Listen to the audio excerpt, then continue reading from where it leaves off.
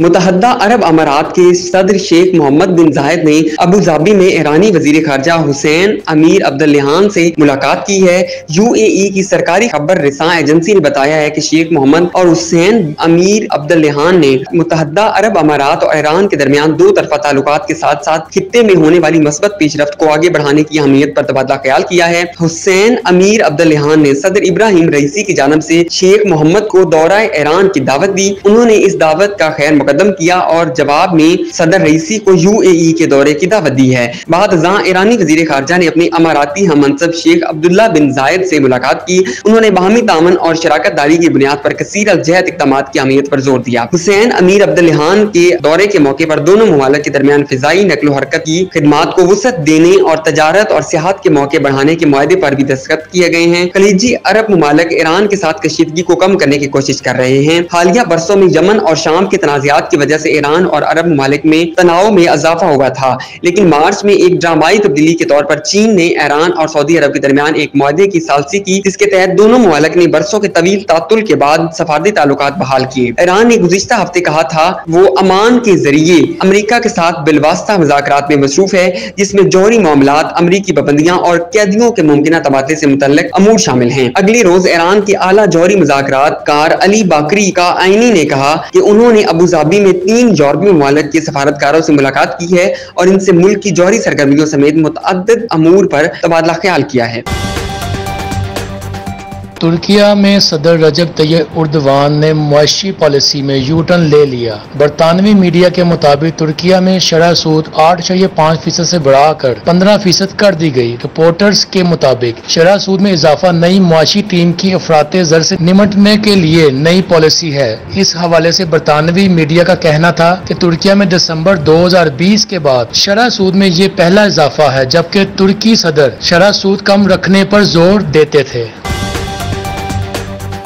Saudi अरब Riyadh expo 2030 के लिए अपने मास्टर प्लान का ऐलान किया, जिसका मकसद इवेंट को अब तक की सबसे ज्यादा पायदार और बाअसर आलमी नुमाइश बनाना है। मीडिया रिपोर्ट्स के मुताबिक एक साथ मिलकर एक दूर अंदेशी वाले कल के लिए थीम के तहत मुमलकत ने पेरिस में ब्यूरो इंटरनेशनल बेस्ट एक्सपोजिशन के 179 रुकन ममालिक की मौजूदगी में मुनक्कद एक सरकारी इस्तकबालिया के दौरान इस मनसूबे का इंकशाफ किया। तकरीब का लाएअमल कार्बन गैर जानबदारी के हसूल और पायदारी के बैनुल अक़वामी मियारात पर अमल करने के लिए मुल्क के अज़म के मुताबिक है, जिसमें शहरी जंगलात, अलाज शुदा पानी का इस्तेमाल और तवानाई के नए ज़राए की फराहमी शामिल है। सऊदी अरब में हमारा मकसद पहली माहौल दोस्त नुमाइश का एहतमाम करना है, जो कार्बन के अखराज की 0 सतह की हुसल को हासिल करती है। एक्सपो ब्लू प्रिंट टीम के रुकन इंजीनियर नौफ बिनते माजिद अल मुनीफ ने कहा, रियाद एक्सपो 2030 साइट को साफ वसाइल से तकवियत मिलेगी जो शमसी तवानाई पर इन्हसार करते हैं, और हम वसाइल की अफादियत के लिए आला मियारात और हयातियाती तनाव को बढ़ाने,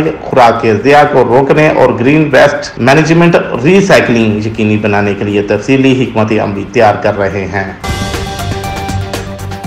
वज़ीर आज़म मोहम्मद शहबाज शरीफ ने यूरोपीय कमीशन की सरबराह अर्ज़ेला वोन डर लायन से मुलाकात की है। गुज़िश्ता रोज दोनों रहनुमाओं में मुलाकात नए आलमी मालियाती मुआहदे से मुतल्लिक सरबराही इजलास के मौके पर हुई। वज़ीर आज़म ने रवां साल 19 जनवरी को जनेवा में मुनक़दा रेज़िलिएंट पाकिस्तान कॉन्फ्रेंस में शिरकत पर यूरोपीय कमीशन की सरबराह का शुक्रिया अदा किया। उन्होंने यूरोपीय इदारों के साथ मिलकर सैलाब मुतासरा इलाकों की बहाली और तामीर नौ के पाकिस्तान के अज़्म का इजहार किया। वज़ीर आज़म ने पाकिस्तान और यूरोपीय यूनियन के दरमियान आला सतह के रवाबत का खैर मुकदम करते हुए यूरोपीय कमीशन की सरबराह को पाकिस्तान का दौरा करने की दावत दी थी। GSP+ की अहमियत का हवाला देते हुए वज़ीर आज़म ने इसके ट्रैक पर होने वाले इत्मीनान का इजहार किया और कहा कि इस ज़िमन में मजबूत सियासी अज़्म मौजूद है। यूरोपीय कमीशन की सदर ने 2022 के सैलाब से बहाली की पाकिस्तान की कोशिशों को सराहा और हमायत जारी रखने का यकीन दिलाया। उन्होंने GSP+ समेत यूरोपीय यूनियन और पाकिस्तान के दरमियान जारी ताउन की सतह को सराहा।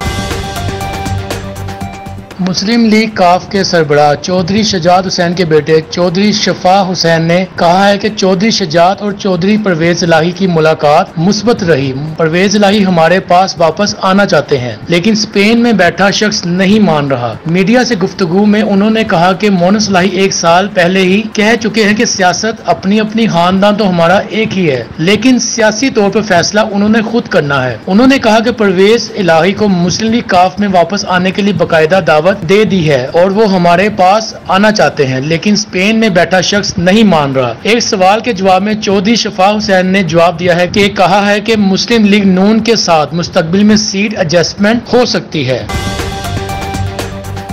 इन्वेस्टिगेशन विंग में तैनात अहलकारों के अगले ओहदों पर तरक्की पाने के बाद हेडक्वार्टर्स में प्रमोशन बैच लगाने के लिए खसूसी तकरीब का एहतमाम किया गया। DIG investigation Kamran Adil, SSP investigation doctor Anosh Masood ने शिरकत की। इस मौके पर PRO वकास हैदर भी मौजूद थे। पुलिस अफसरान ने तरक्की पाने वाले असिस्टेंट मोहम्मद नदीम और मोहम्मद नाजिम को रैंक लगाए और प्रमोट होने वाले अहलकारों को मुबारकबाद दी।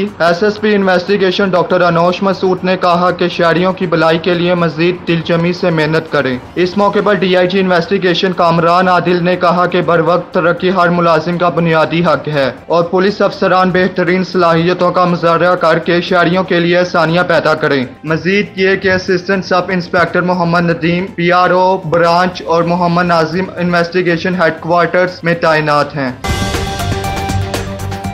निश्तर कॉलोनी अटारी दरबार के करीब पुलिस मुकाबला इश्तिहारी जाम बहार। पुलिस ने चोरी शुदा मोबाइल पकड़ने पर छापा मारा तो इश्तिहारी मुश्ताक ने पुलिस को देखकर फायरिंग कर दी। फायरिंग के तबादले पर मुश्ताक नामी इश्तिहारी को जख्मी हालत में अस्पताल मुंतकिल किया गया मगर जानबर ना हो सका। 45 साल मुश्ताक उर्फ शाकू पुलिस को कत्ल के जुर्म में मुतलूब था।